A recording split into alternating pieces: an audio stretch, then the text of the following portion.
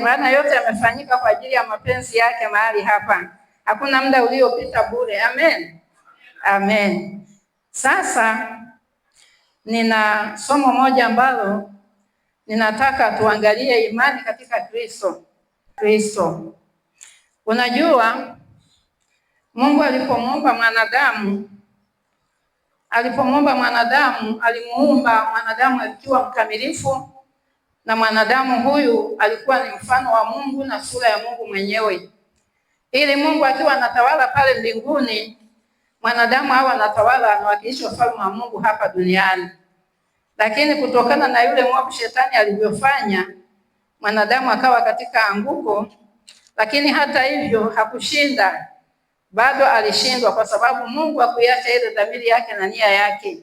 Alimtuma Yesu. Bwana Yesu asifiwe sana, kurudisha ile hali ya mahusiano na lile kusudi la Mungu liendelee kuwa kama alivyokusudia. Bwana Yesu asifiwe sana. Amen. Sasa labda nitaanzia pale ambapo sasa taanzia kwa Yesu mwenyewe. Tusome Yohana wa kwanza.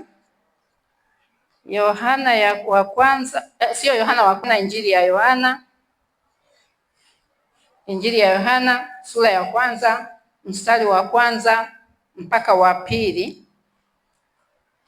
Alafu tutakwenda kusoma mstari wa 12. Bwana Yesu asifiwe sana. Tutakwenda mpaka mstari wa 14. Yaani tutaruka mstari wa kwanza mpaka wa pili, alafu mstari wa 12, alafu wa 14. Bwana Yesu asifiwe sana. Amen.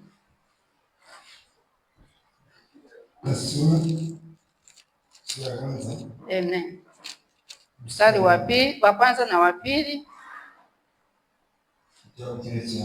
Injili ya Yohana Mtakatifu sura ya kwanza mstari wa kwanza hadi wa pili. Nasema katika jina la Bwana. Hapo mwanzo kulikuwako neno, naye neno alikuwako kwa Mungu, naye neno alikuwa Mungu. Huyo mwanzo alikuwako kwa Mungu. Vyote vilifanyika kwa huyo, wala pasipo yeye hakikufanyika chochote kilichofanyika. Amen. Mstari wa 12. Mstari wa 12 anasema hivi: bali wote waliompokea aliwapa uwezo wa kufanyika watoto wa Mungu, ndio wale walioaminio jina lake. Amina. Mstari wa 14. Mstari wa 14. Naye neno alifanyika mwili akakaa kwetu, nasi tukauona utukufu wake, utukufu kama wa mwana pekee atokaye kwa Baba, amejaa neema na kweli. Amen. Bwana asifiwe. Amen. Sasa hapa tunaona ya kwamba nimesema kwamba somo letu au neno letu ni kumwamini, yani imani katika Kristo. Sasa tunaangalia hapa jinsi ambavyo huyu tukisoma tunaona kwamba alikuwepo hapo mwanzo, kulikuwepo neno, naye neno alikuwepo kwa Mungu, naye neno alikuwa Mungu. Bwana Yesu asifiwe sana. Alafu wote waliompokea, mstari wa 12, wote waliompokea huyo neno wakapewa heshima ya kuwa wana wa Mungu. Bwana Yesu asifiwe sana. Lakini huyo neno tena akaja akajifunua kwa namna nyingine, akawa sio neno, lakini akawa tena amevaa mwili na akaonekana kuwa ni mwanadamu, amezaliwa kwa ajili ya lile kusudi ambalo Mungu alikuwa amelikusudia baada ya shetani kumdanganya mwanadamu na kumwangusha dhambini. Bwana Yesu asifiwe sana. Kwa hiyo tunaona jinsi ambavyo kumbe neno ni Yesu mwenyewe. Neno ni Yesu mwenyewe. Na Yesu mwenyewe yeye alishughulika katika kutuumba, akaumba kila kitu. Maana mstari wa 3 unasema pasipo yeye hakufanyika chochote kilichofanyika. Bwana Yesu asifiwe sana. Kwa hiyo alihusika katika kuumba, lakini katika lile anguko yeye tena ndiye aliyekuja, akaja. Biblia inasema mstari wa 11 kwamba alikuja kwa walio wake, maana wale Wayahudi, lakini wao kwa kuwa hawakutambua, neema ikageukia huku. Anasema na wote waliompokea aliwapa uwezo wa kufanyika watoto wa Mungu, ndio wewe na mimi ambao tumezaliwa mara ya pili. Bwana Yesu asifiwe sana. Kuna mtu hajazaliwa mara ya pili hapa? Usije ukachelewa. Kuzaliwa mara ya pili ni kumkiri Kristo kuwa Bwana na Mwokozi na kuamini kwamba Mungu alimfufua katika wafu kwa mujibu wa Biblia na kuwa umeokoka. Bwana Yesu asifiwe sana.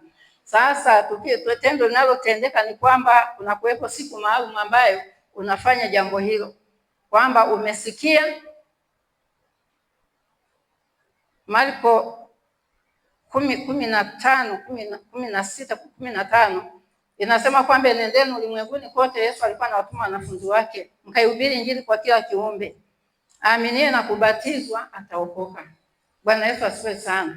Kumbe kama kuna kuokoka, lazima kuna siku ulisikia habari njema, kama neno la Mungu linavyosema mahali pengine kwamba imani huja kwa kusikia neno la Kristo. Kwa hiyo iwepo siku ambayo ulisikia neno, alafu neno lile likakuingia, ukaona ni kweli na ukaona kwamba unamhitaji Mungu, basi ukaamini. Ulipoamini na kuongozwa sala ya toba kwa yule aliyekusaidia, baadaye ulichukua uamuzi wa kubatizwa katika maji mengi. Bwana Yesu asifiwe sana. Sasa kama iko siku ya namna hiyo ulifanya, basi wewe umezaliwa mara ya pili. Kama hujafanya hivyo, basi utatakiwa kufanya hivyo. Bwana Yesu asifiwe sana.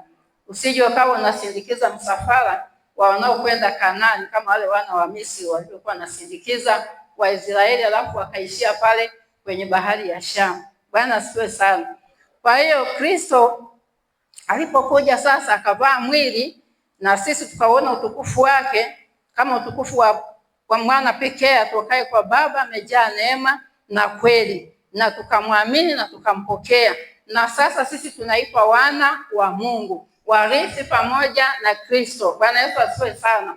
Mahali pengine Biblia inasema kwamba naye alituokoa kutoka katika nguvu za giza, akatuhamisha, akatuketisha pamoja na yeye katika ufalme wa mwana wa pendo lake. Bwana Yesu asifiwe sana. Juu sana. Bwana asifiwe sana.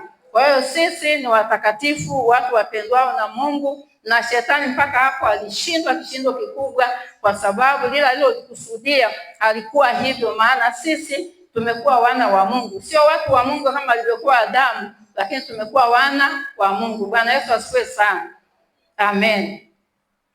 Kwa hiyo neno ni Yesu mwenyewe, na ili sasa mwanadamu tupate kuishi sawasawa na Mungu, na Mungu amekwisha kufanya yote hayo kuturudisha katika ushirika wake mtakatifu, ili tuweze kuwa pamoja naye, tuweze kutawala hapa duniani, kuwakilisha ufalme wake mahali hapa. Ni lazima tukubali kwamba lile neno likae ndani yetu. Bwana Yesu asifiwe sana. Yaani neno, sisi tuwe vazi la neno, neno likae ndani yetu, sisi tuwe vazi.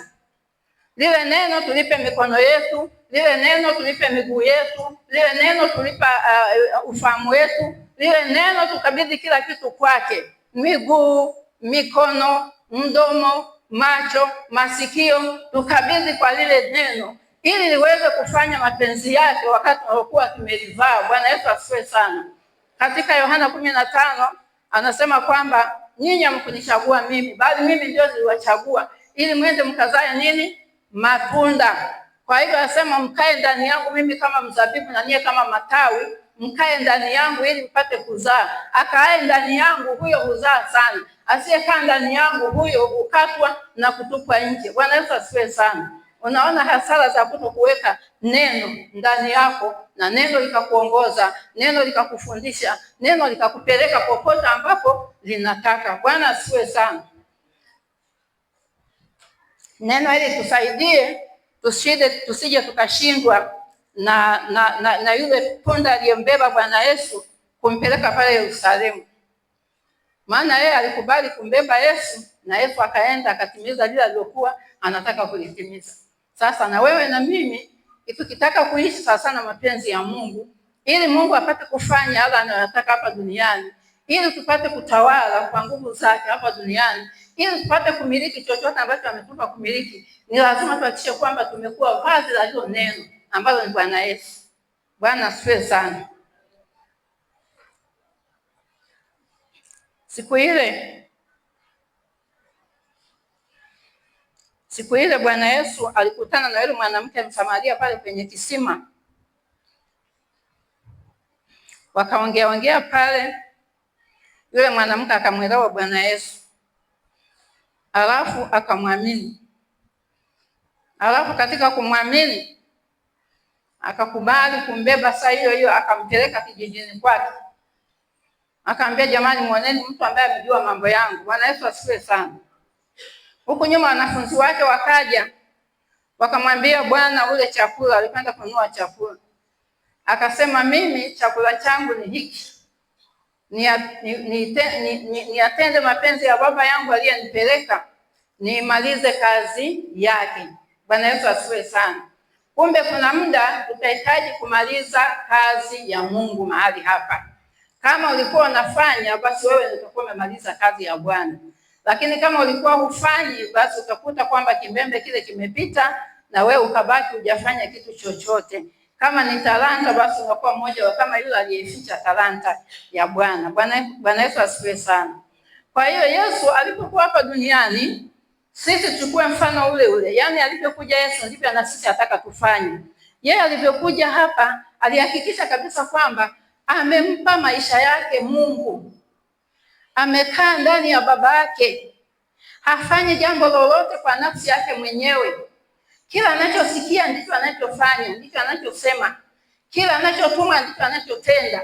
Na akawa amempa kila kitu chake, nia yake, mapenzi yake, hisia zake, akili zake, akampa vyote Mungu Baba mbinguni. Kwa hiyo Yesu akiendelea kuishi hapa, ni Mungu aliyekuwa anaishi hapa duniani, akitenda mapenzi yake, akitenda kazi yake wakati amemvaa Yesu. Bwana Yesu asifiwe sana. Vivyo hivyo na Yesu Kristo amesema hivyo kwamba sasa sisi tukae ndani yake, yeye atuvae sisi, yeye sasa mapenzi yake au kazi zake au chochote anachotaka tukifanye, basi akifanya akiwa ndani yetu. Kwa muonekano na sura na umbo utaonekana wewe na mimi. Utaonekana ni sura ya Mama Chanila, ni sura ya Saguti, ni sura ya Samueli, ni sura ya Mchungaji Barua. Lakini ndani ni Yesu anayetenda kazi zake. Lakini kama tusipokuwa hivyo, tusipojitiisha kabisa katika neno la Mungu, ina maana sasa tutakuwa tunafanya mapenzi yetu na hata utukufu wake hautaonekana. Bwana Yesu asifiwe sana. Na zile kazi zinaitwa kazi zisizotubiwa, kazi ambazo hazina maana, hazina thawabu. Ni matendo mafu. Matendo ambayo tunayatenda kwa kujiongoza sisi wenyewe kwa akili zetu. Lakini matendo ambayo tunayatenda kwa kuongozwa na neno, maana yake tunatenda kwa imani. Bwana Yesu asifiwe sana. Na hiyo ndio imani ya Kristo. Kwamba kila unachokifanya tunakifanya kwa sababu Mungu amesema, kwa sababu Yesu ndani yetu amesema, kwa sababu neno limesema kwamba fanya hiki na ndipo nafanya. Lakini wakati mwingine neno linaweza likakwambia kwamba nenda kamuone mtu fulani mgonjwa, ama nenda hospitali, ama nenda kahubiri kwenye nyumba ile. Lakini ukakuta kwamba wewe unakuwa mgumu, unamkatalia. Bwana Yesu asifiwe sana. Kwa hiyo siku utakapoamua kwenda kufanya hivyo, sio kwamba yeye amekutuma. Umefanya sasa kwa wewe mwenyewe. Lakini wakati ule alipokuwa yeye anasema na wewe kwenda kufanya hilo jambo, ndio ulikuwa wakati sahihi, na hapo ndipo ungefanya na utukufu wa Mungu ungeonekana. Bwana Yesu asifiwe sana. Kwa hiyo tuangalie sana tunaosema kwamba au tuliozaliwa na Mungu, tuliozaliwa na Bwana Yesu mara ya pili, tuangalie sana kuishi maisha ya pekee yetu sisi wenyewe. Lazima tumwishie neno, na kazi zote zikifanyika, basi Mungu wetu atatukuzwa. Bwana Yesu asifiwe sana. Bwana asifiwe. Kwa hiyo tuwe chini ya neno, tukubali kuongozwa na neno. Bwana asifiwe. Kubali kuongozwa na Roho Mtakatifu. Kwa msaada wa Roho Mtakatifu tutatenda mapenzi ya Mungu. Bwana Yesu asifiwe sana. Jambo lolote ambalo unalifanya kwa imani, ulifanye kwa kupenda, lakini unalifanya kwa sababu unatii yule wa ndani jinsi alivyokuambia. Kwa hiyo kama hivyo ndivyo, maana yake unaweza ukavunja shughuli yako, ukatii, ukaenda kufanya ile ambayo Mungu amekwambia. Lakini kama ufanye hivyo, unafanya kwa sababu unapata nafasi, ndio ufanye ile, hapo unafanya kazi zako mwenyewe, na kazi hizo ndio Paulo anasema kwamba siku moja kazi zitapimwa. Kazi zitapimwa, na kazi zilizojengwa kwa vitu vya thamani zitapita kwenye moto vizuri, na kazi zilizojengwa kwa manyasi zitafanyaje? Zitaungua, kwa sababu ulifanya ndio, lakini si kwa kuongozwa na Roho. Ulikwenda ndio, lakini sio kwa kutumwa na Yesu. Na wakati mwingine ni kama ulifanya kwa ajili ya kubeba utukufu, maana Mungu hakuwepo hapo. Wakati alipokuwa anataka ufanye, kulikuwa na jambo anataka alithibitisha na utukufu wake uonekane. Kwa mfano, nimesema kwamba tusije tukashindwa na yule punda aliyembeba Bwana Yesu. Hivi siku ile punda kama punda angekataa, alafu sijui kitu gani kingetokea. Alafu siku ndio anamwambia Bwana Yesu kwamba sasa twende nikupeleke. Leo nina nafasi. Siku iliyokuwa imepangwa Yesu aingie Yerusalemu ilikuwa ni siku ile. Bwana asifiwe sana. Ilikuwa ni siku ile sababu alikuwa wanakwenda kwa ajili ya Pasaka. Kwa hiyo kama angeenda siku nyingine angepishana na mapenzi ya huyu mtu na mapenzi ya Bwana Yesu. Amen. Kwa hivi kama tunakubali kuwa watoto wa Mungu kama yeye alivyotuzaa katika Kristo Yesu, na kama sisi ndio anatutegemea kuyafanya mapenzi yake na kujenga ufalme wake hapa duniani, basi ni kukubali kuwa ndani ya neno na kuongozwa na Roho Mtakatifu. Mapenzi ya Mungu yanaweza kupishana na mapenzi yetu, lakini ya Mungu lazima yatimie. Bwana Yesu asifiwe sana. Na tunapokuwa wakaidi, basi unakuta kwamba zile hasara zinakuja kwetu. Kwa sababu gani? Kwa sababu tutachoka. Mungu anapokuwa anakutuma ufanye kitu, maana yake atakutia nguvu. Mungu wetu huwa anafanya nini? Anafanya inaitwa nini? Marupurupu. Huwa anatoa marupurupu. Huwa analipa na riba. Bwana Yesu asifiwe sana. Kwa mfano, ni katika Luka siku moja alikwenda baharini pale, akakuta kuna mitumbwi pale. Sasa kulikuwa na kina Petro wanavua pale. Akachukua mtumbwi wa Petro, akautumia kwa kuhubiria. Akausogeza kwenye maji, akaketi pale majini wakati mtumbwi unaelea, akaketi mle akawa anahubiria watu. Lakini siku hiyo alikuwa Petro wamevua usiku kucha, wanavua samaki, hawakupata. Wanatoa nyavu, wanaziosha pale nyavu, na Yesu akafika pale. Akasema, vipi, mna chakula? Akasema hapana. Akachukua mtumbwi yule akahubiri. Alipomaliza kuhubiri, akamwambia Petro, chukua mtumbwi sasa, uende ukaweke mahali fulani, yaani ukavue nyavu. Nenda kavue samaki, katupe nyavu. Petro akasema, Bwana, tumefanya hapa hiyo kazi usiku kucha, hatukupata chochote, lakini kwa neno lako. Bwana asifiwe sana. Maana yake alitii kwa neno la Kristo, akaenda kuzishusha nyavu. Matokeo yaliyotokea, samaki walikuwa wengi, ule mtumbwi ulitaka kuzama, ikabidi wawaita na wavuvi wenzao waje wasaidie kubeba wale samaki. Bwana Yesu asifiwe sana. Kwa hiyo wakati unatumwa na Mungu na unakubali, wakati huo mapenzi yako yanavunjika, mapenzi ya Bwana yanafanyika, Mungu huwa analipa. Bwana asifiwe sana.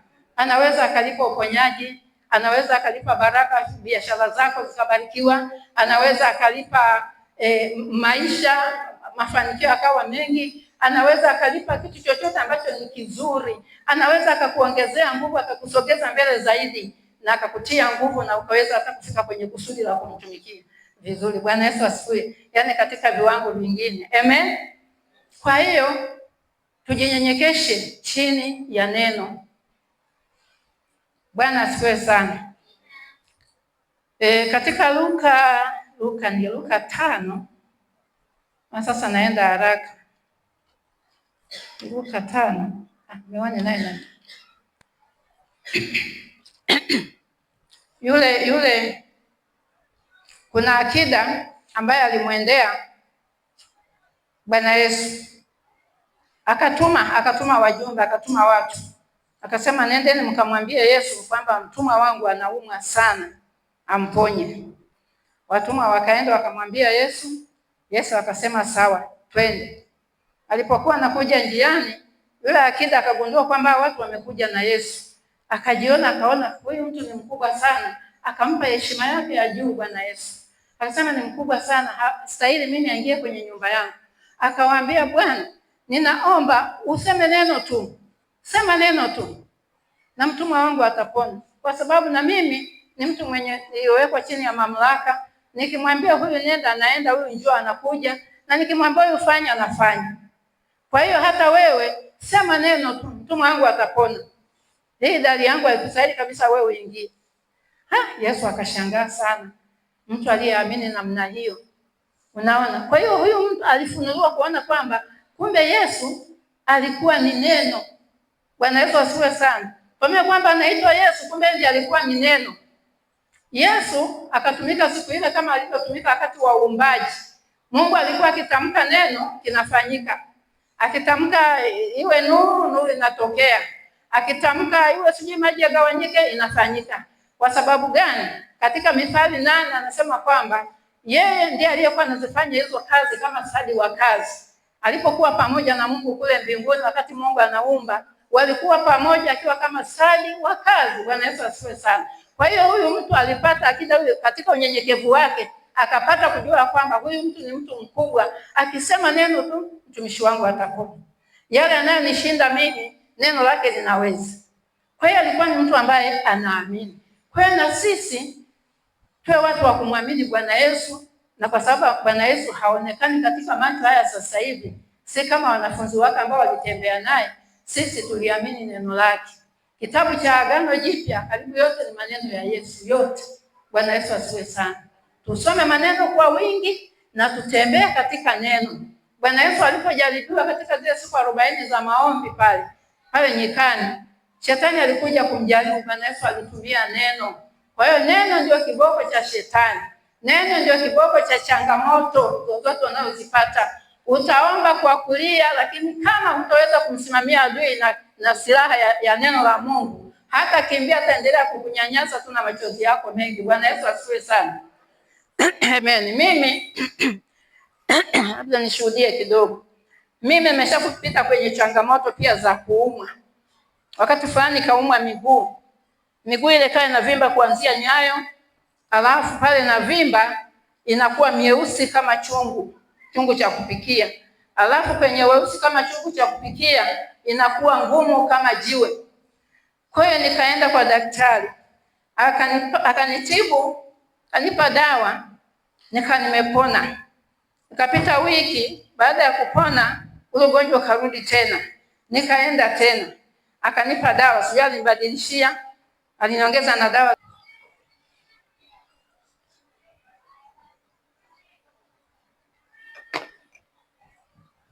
Nikaenda Muhimbili. Fika pale Muhimbili kulikuwa na mkwe wetu, mkwe wa mchungaji wetu. Nikamwambia baba, mimi nimekuja. Sasa kama ni wewe unanitibu, utakuwa wewe. Wakati wewe miguu imevimba kweli kweli na chini sasa ni mizito kwa sababu imekuwa ngumu kama jiwe. Akasema mama, wewe umekuaje? Nikamwambia ndio hivyo sasa. Sasa kama ni wewe, kama nitafuta daktari mwingine, haya. Akasema ngoja mpeleke kwa daktari. Nenda kwa daktari yule na vyeti vyangu na dawa nilizokwisha tumia na miguu ile nikamuonyesha jinsi ilivyo na imekuwa hivyo tangu siku gani. Akaniangalia, nikaona amekaa, akafikiri, kasoma yale ile barua aliyopelekewa na daktari yule alikuwa anatibu. Basi nikaona kainama, akachukua fomu akaandika. Akasema mama, nenda Regency Hospital ukapime kipimo hiki. Sisi hapa tuna kipimo hicho. Nenda tu mama, usiogope.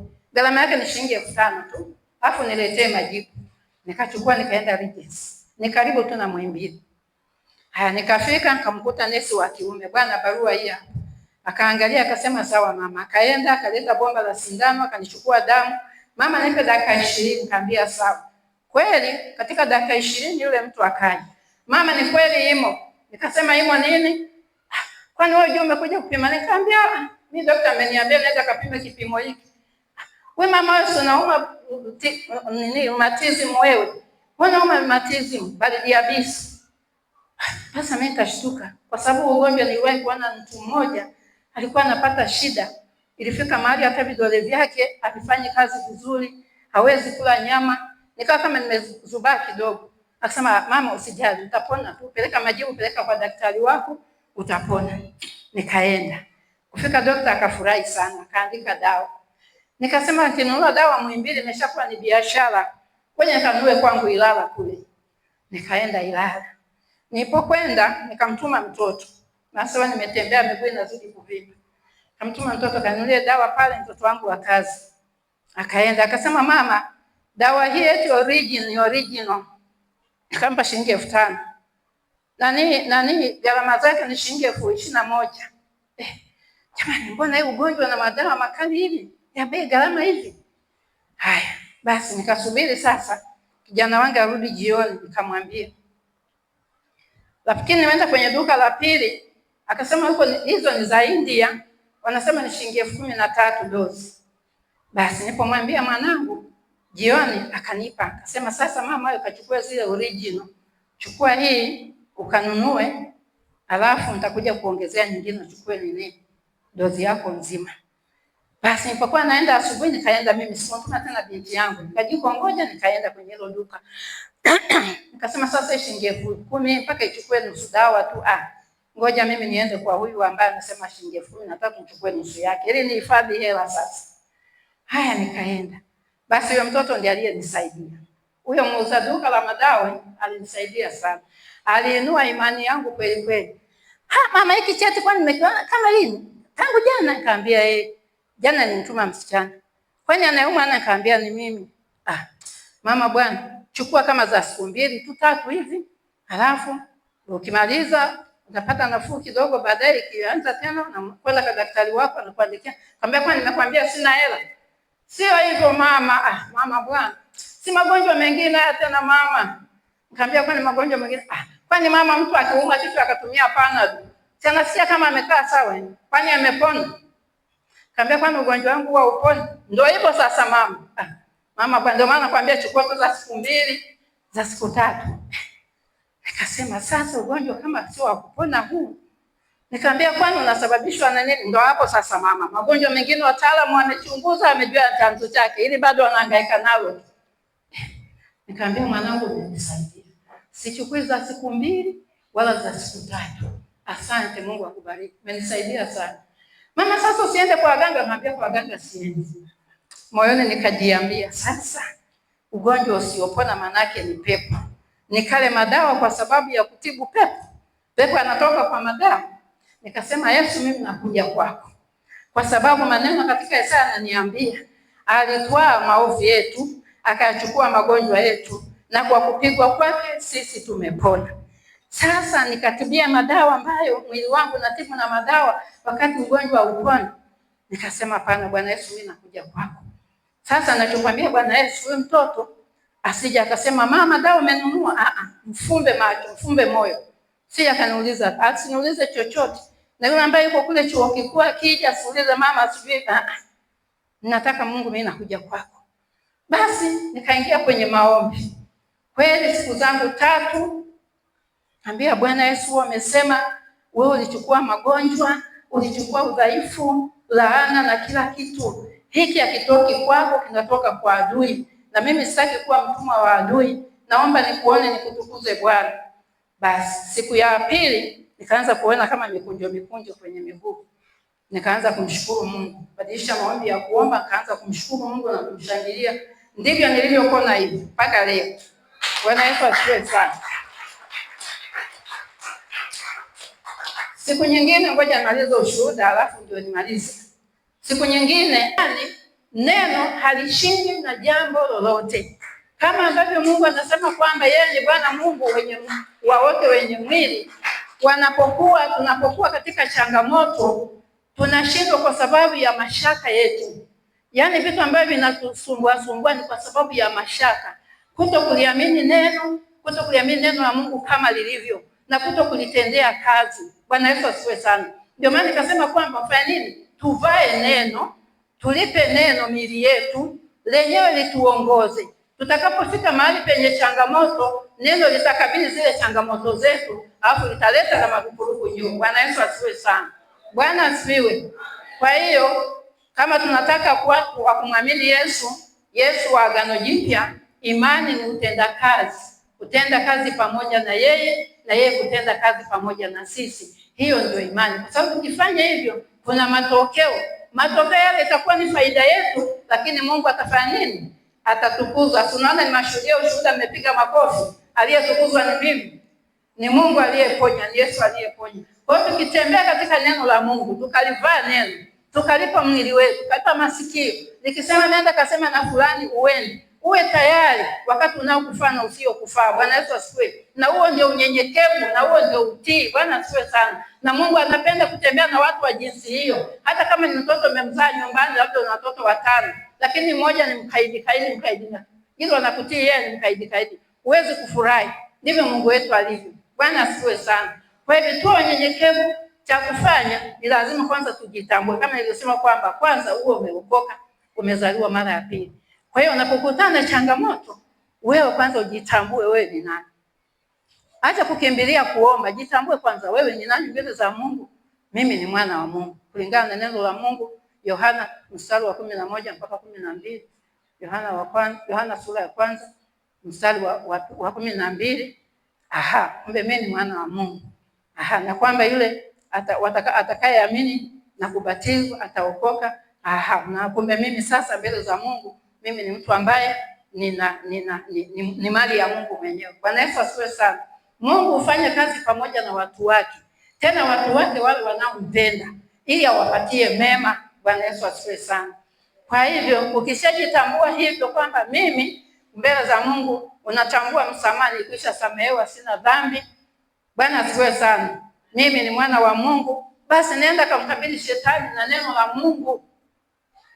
Kuomba, kama utaomba, omba maombi ya kumshukuru Mungu, sio maombi ya kulia kwa sababu ya shida ulionayo, sababu ya changamoto.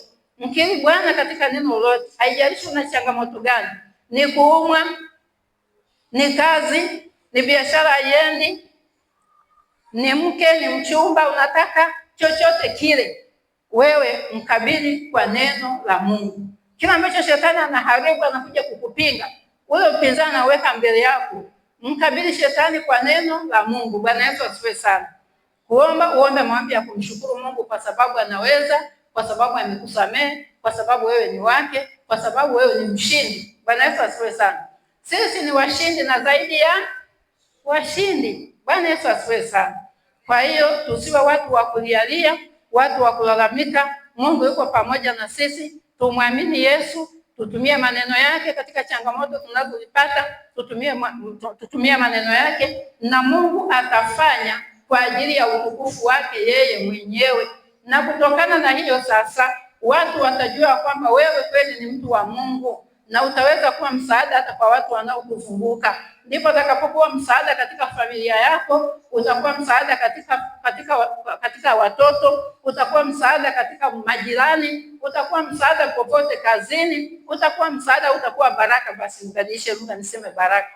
Unaona, utakuwa baraka kanisani, baraka mahali popote. Usitege kazi za Bwana Yesu anapokutuma, usitege, usikwepe, usiende alafu ukaja kufanya kwa wakati wako. Utakuwa unaendelea kuhangaika, unatumika katika kanisa, lakini kwa sababu hutumiki katika neema ya Mungu, hutumiki sawa sana mapenzi ya Mungu, utakuwa unajisumbua. Kwa sababu utaendelea kutumika, utaendelea kufanya unayofanya, utaendelea kuhudhuria kanisani, utaendelea kwenye vikundi wa vijana, wa kina mama, lakini kwa sababu hutii sauti ya neno ambaye ndiye Yesu mwenyewe, basi utakuwa unafanya nje ya mapenzi yake, na Mungu atakuwa kama vile hakuoni. Bwana Yesu asifiwe sana. Tuepuke na hasara za namna hiyo, na Mungu awabariki. Amen. Nashukuru mchana kutwa huja kwangu, usiku kucha kuna nuru, mwokozi wangu